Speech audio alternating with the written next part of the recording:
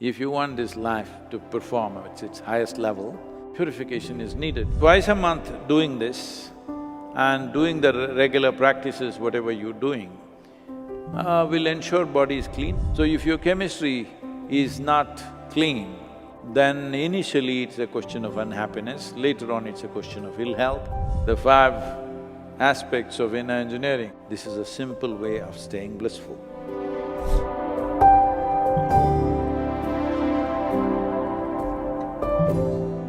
So, especially those of you who are aspiring for spiritual growth, you need a good mechanism. A good mechanism means least amount of friction. Least amount of friction. Nothing has gathered, everything is clean. Now this functions smooth and easy. Whatever we want to do with this, it becomes easy to do that. But today, in many ways, in thought, emotion, even verbal purity is not there. This is called Vak Shuddhi, where a huge importance was given in this country as to what kind of sounds you utter and with what emotion you utter.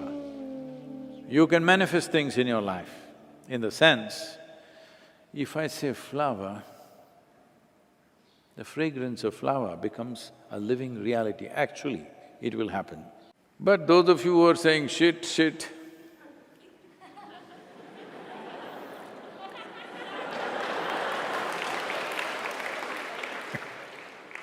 you're doing this to yourself, just know this.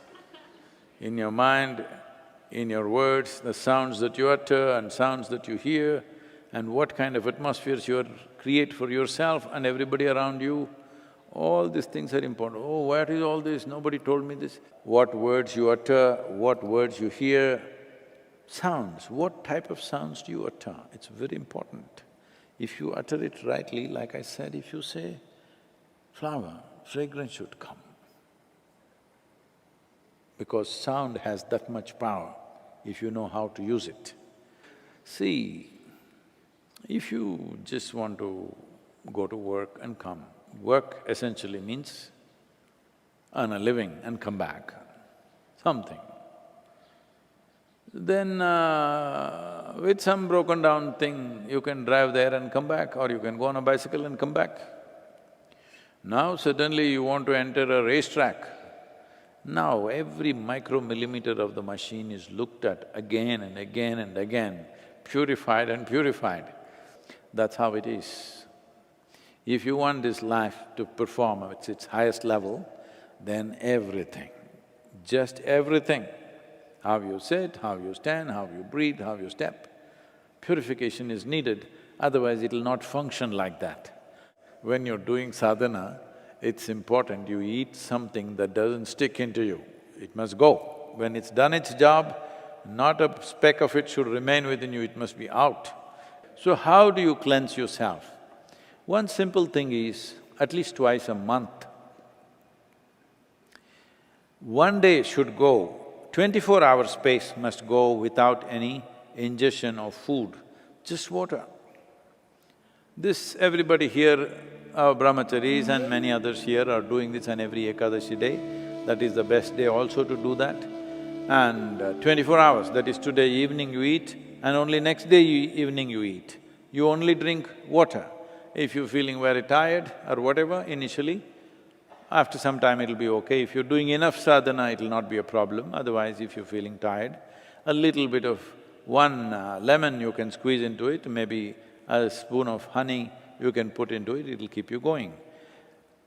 Twice a month doing this and doing the regular practices, whatever you're doing, will ensure body is clean, but the simplest way to arrive at cleanliness is to be in a blissful state. To be… Hello? I'm not asking you to do anything difficult, I'm asking you to do the easiest thing and the most wonderful thing to do.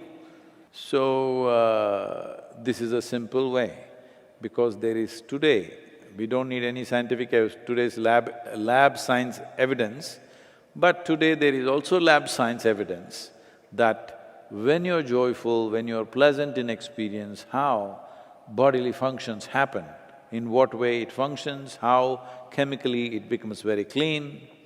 Because human experience is rooted in many ways in your chemistry.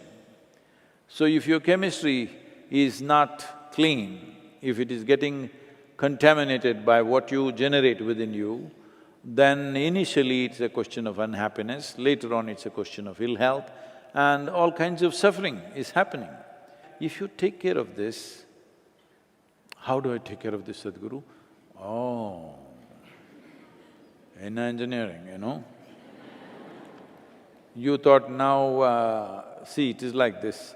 You first went to school, you learn A, B, C, D, all right? Rudimentary stuff, you're a kindergarten teacher. But then you became whatever, you became BSc, MSc, a PhD you became. That will sound like a dead end, PhD.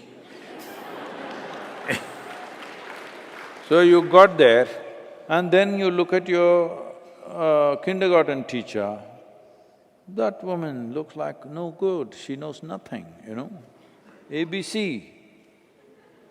Suppose you forgot what she taught you, and then you do… how do you say PhD then?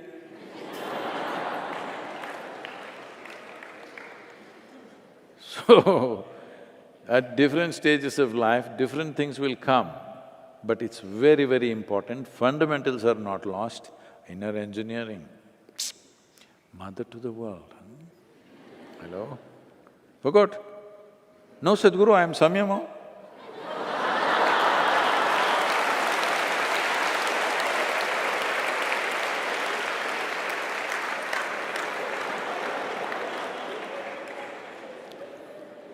You forgot ABC, then no PhD, isn't it? It's the same thing. So, the 5 aspects of inner engineering, how to give yourself a crash course. If you need it once a day, give it once a day. If you need it twice, do it twice. If you need 24 times, do it 24 times. If you need it 24,000 times, do it 24,000 times. Remind yourself of the 5 fundamentals of inner engineering. This is a simple way of staying blissful.